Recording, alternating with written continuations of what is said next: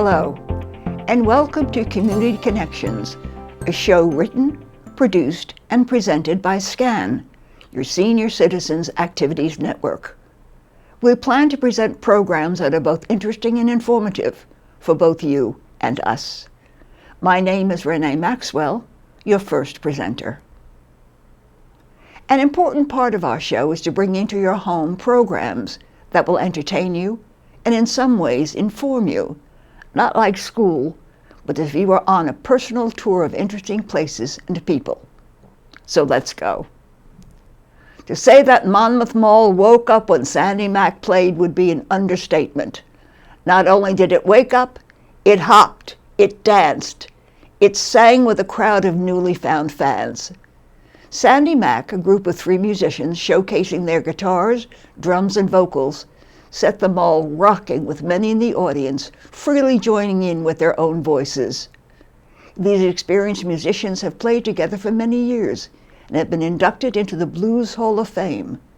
They are also the winner of the Asbury Park Music Award for 2012 and 2013. Their knowledge of each other's style enhances their performance to a point where the multi-generational audience was reluctant to let them leave. And now, the fabulous Sandy Mack.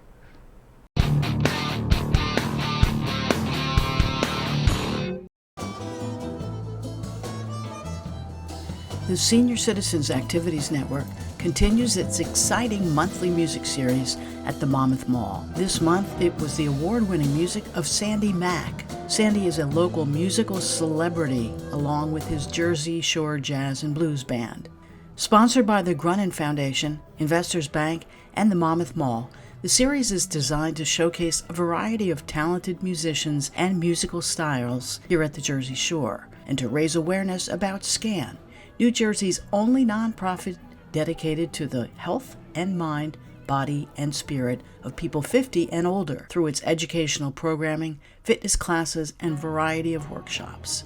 The series is free and open to the public. Sandy is an award-winning harmonicist, vocalist, along with his very colorful and awesome-sounding band. Mack joined the Asbury Park music scene in the early 70s and hasn't stopped playing music since. For more information on the monthly music series, check out the SCAN website at scannj.org.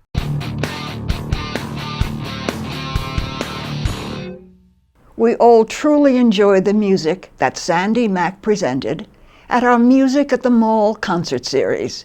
We're going to take a short break and be right back. At the Save Green Project from New Jersey Natural Gas, we're bringing you rebates and incentives, including 0% APR financing, right on your natural gas bill to help make energy efficiency affordable. And with the possibility of no upfront costs and special incentives for moderate income customers, investing in equipment upgrades doesn't have to be out of reach. Go to SaveGreenProject.com for details on available rebates and incentives to help you upgrade to energy-efficient HVAC and water heating equipment. You could also be eligible for thousands of dollars in incentives for seal-up and insulation fixes. In the long run, you could be saving money on your energy bills too. Visit us at SaveGreenProject.com. That's SaveGreenProject.com.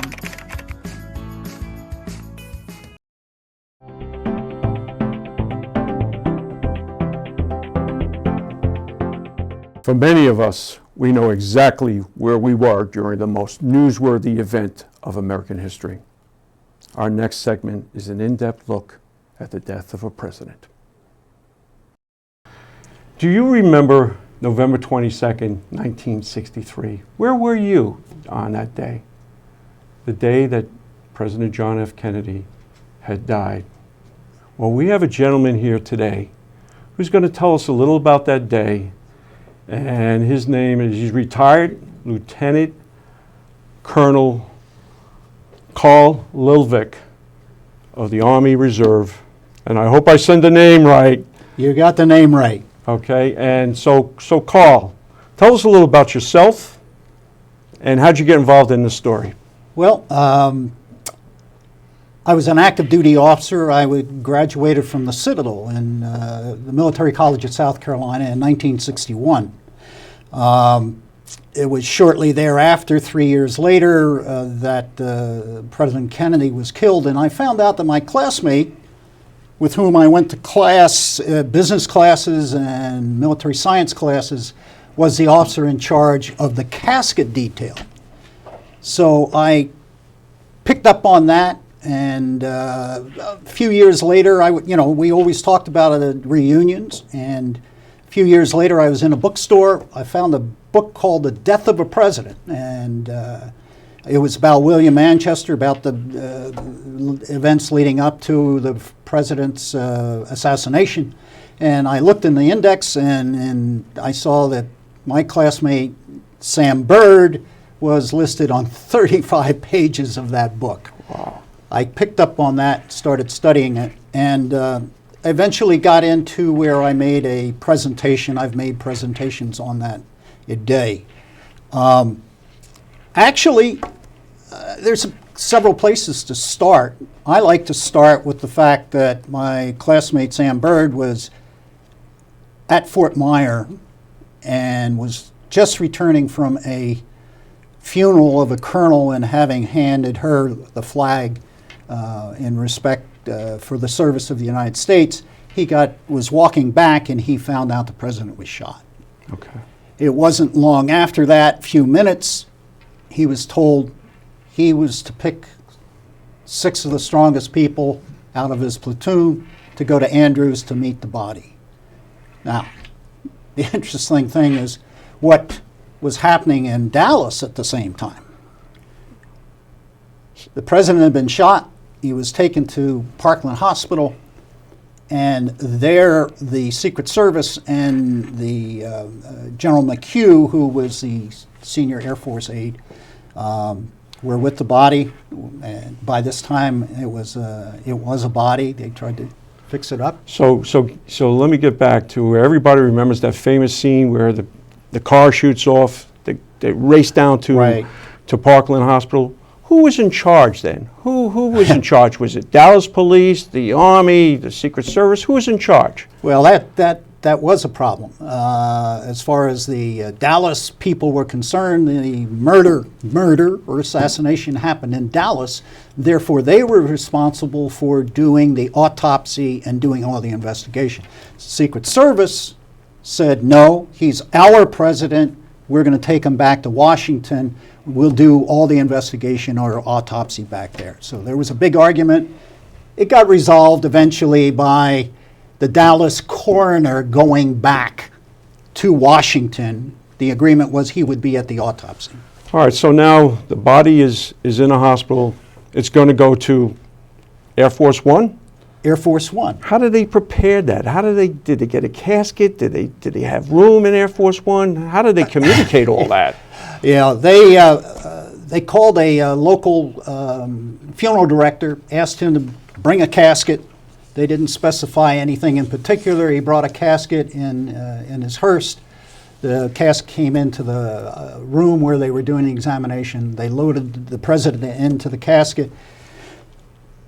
They took the casket down to the hearse, and actually they told the driver, the funeral director, get out. We're taking this vehicle, we're going to the airport, and you can pick it up there. So off they went to the airport where Air Force One was sitting on the tarmac with a little discussion as to, is this the time for Vice President Johnson to take the oath or not? So there's a lot going on.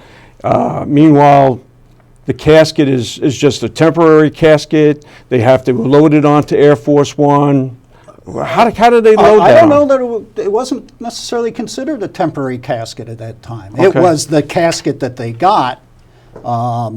So the Air Force One was not designed to take a casket into the rear. There was no way they could bring it into the front near the cockpit and bring it back. So they tore out seats in the rear of the aircraft, knocked out a wall, and then they brought the casket in and put it in the back.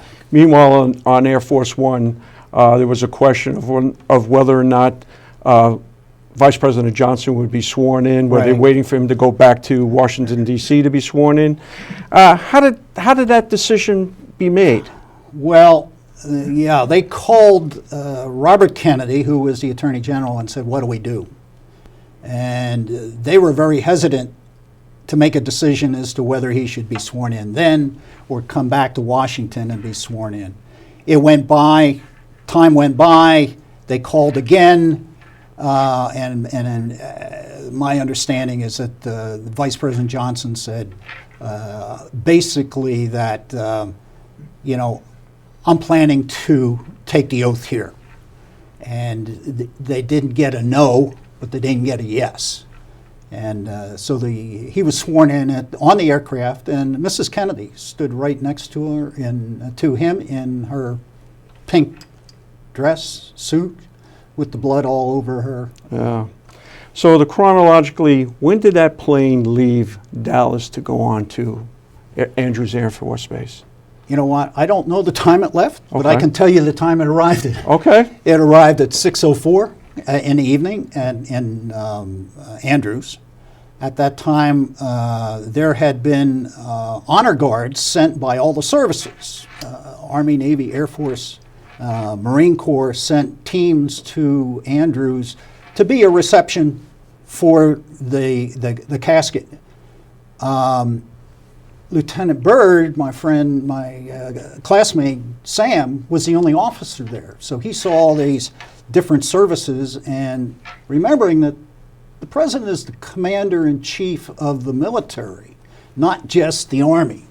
So therefore, he put joint teams together, Army, Navy, Air Force, lined them up, had so many, so he had kind of an honor guard that whoever was coming off the aircraft. He took a team and went up on a catering truck, because that's the only thing they could find to reach up to the rear of the airplane. Wow. And it's one of those things that had the cross thing where it raises up, and it got just about to the door. It was a little low. They opened the door. Sam is standing there with his team, ready to go in and bring the casket out. General McHugh and the Secret Service said, "No, you're not. We're going to take it in. He's our president." And one of the problems back then, we didn't have social media, we didn't have flip phones. I mean, how did they communicate the details when we were arriving? I mean, Yeah. casket selections. I mean, It's interesting. The last 2 to 3 years, they've released the audio from Air Force One back to Washington. Now, if you remember back in the days of AM radio, and you tried to listen to a distant station, and you had static in between, and you'd had to touch the dial and all of that, they had the same problem from Air Force One. They had to talk to Andrews Air Force Base. They hooked in a telephone call to the White House, to the Pentagon, and so on. So it was not a simple thing. And a lot of this expression, over, like Mrs. Kennedy, Rose Kennedy, had to say over when she was notified. and the discussion, was there discussion of the burial site at this time, or where his body was going? No, there was a lot of thought given by the president's wife, and when they got to Andrews as to where it would go, there was some discussion whether he would go to Boston or he would go to Arlington. It was quickly decided he would be buried at Arlington. And your friend, Lieutenant Sanborn, what was his involvement at this particular stage? Did he meet the casket at the? Yes, he did. The casket was put in an ambulance and was taken to Bethesda, Maryland, the Naval Hospital there. As you recall, President Kennedy was a naval officer, but it was also the hospital that is equipped to handle the president's needs in illness or whatever. So they went there. The autopsy was performed there. And the reason I say about the casket not being a temporary casket at the time, it turned out to be temporary. Sam looked at the casket. One of the handles was broken. It was scratched, dented, all because they had to squeeze it into the aircraft. And the Secret Service was not used to handling caskets. So he reported that to General Wehrle, who was the commander of the military district of Washington. He talked to the Kennedys, said we have to get a new casket, and he sent a couple of President Kennedy's aides, went to Growler's funeral home and selected a casket. Okay, so we're going to somehow end that first half here, and we're going to continue in our second half. And I first of all, I want to thank everybody for watching. If you really do like this part of the show, there's an excellent second half. If you see this on Scan, or you see this on YouTube, please comment on it. Please tell us you like it. If you don't like it, tell me you don't like it. But I do want to thank I want to thank Seabrook Veterinary Community, which I watched Carl the other day. I want to thank our two former members here who are no longer with us, Joe and Jay, who were part of this particular group. And I also want to thank all the people here. Robin, who is our director, Kim, Rich, who's basically our floor manager, Renee, Jamie, and Jay, and Barry, not Jay. Jay is no longer with us. But again, I want to end it right now, and I appreciate your time in watching this, and let's look forward to doing the second half. Thank you very much. At the Save Green Project from New Jersey Natural Gas, we're bringing you rebates and incentives, including 0% APR financing, right on your natural gas bill to help make energy efficiency affordable. And with the possibility of no upfront costs and special incentives for moderate income customers, investing in equipment upgrades doesn't have to be out of reach. Go to SaveGreenProject.com for details on available rebates and incentives to help you upgrade to energy-efficient HVAC and water heating equipment. You could also be eligible for thousands of dollars in incentives for seal-up and insulation fixes. In the long run, you could be saving money on your energy bills too. Visit us at SaveGreenProject.com. That's SaveGreenProject.com.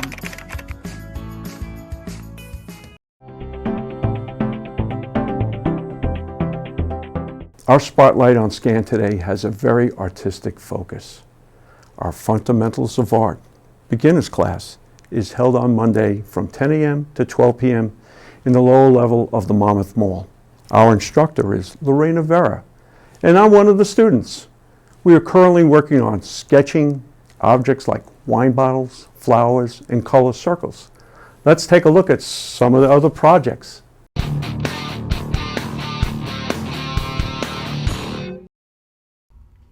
So many classes are available at the Senior Citizens Activities Network, better known as SCAN.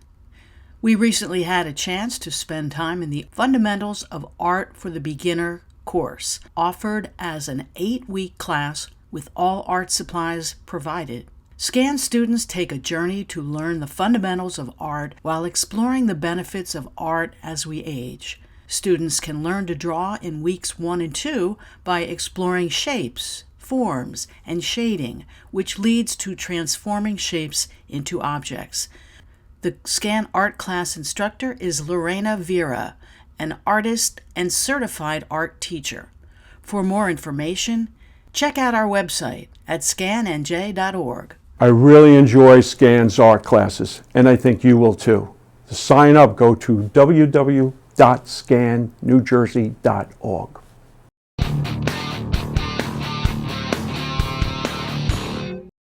At the Save Green Project from New Jersey Natural Gas, we're bringing you rebates and incentives, including 0% APR financing, right on your natural gas bill to help make energy efficiency affordable. And with the possibility of no upfront costs and special incentives for moderate income customers, investing in equipment upgrades doesn't have to be out of reach. Go to SaveGreenProject.com for details on available rebates and incentives to help you upgrade to energy-efficient HVAC and water heating equipment. You could also be eligible for thousands of dollars in incentives for seal-up and insulation fixes. In the long run, you could be saving money on your energy bills too. Visit us at SaveGreenProject.com. That's SaveGreenProject.com.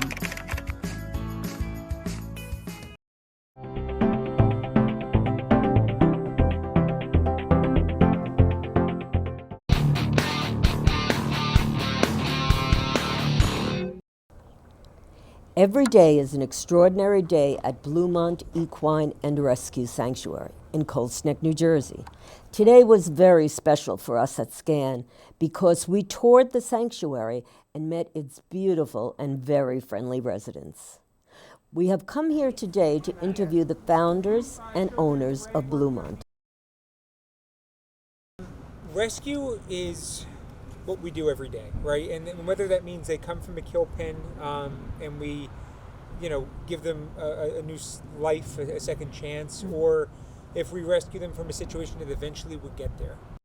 Service is the price we pay for the life that we got to live on this earth. And so we've been very fortunate. We felt it was our way to be able to give back and hopefully share some love that made other people fortunate as well.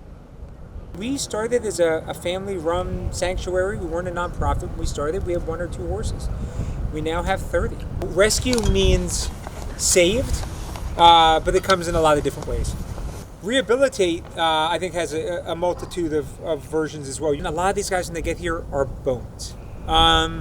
Because once they're getting shipped to slaughter, no one's worried about feeding them. They sit on these kill lots where they essentially put 30 horses on a field and one big pile of hay, and the strong survive. So some of it is reintroducing food, reintroducing proper nutrition. Some of it is dealing with the injuries they have. Carl took us for a walking tour of the sanctuary grounds, providing backstories of the animals in residence. We spent time speaking with volunteer Ray, who massages the horses in order to soothe the traumatized animals. Ray says this is therapeutic for himself as well as his charges. There are many other volunteers who give their time and love. Leslie joined us on our tour and introduced us to other rescues. Our beautiful day ended with a garden conversation with Carl. Bluemont Equine Sanctuary and Rescue can't do this all alone. There is a small dynamic staff and hard-working volunteers who are always looking for more.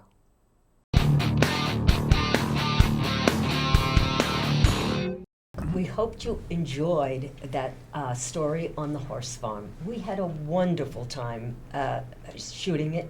We met lots of great people and beautiful animals, mostly horses who had been abused and were now being taken care of and nurtured.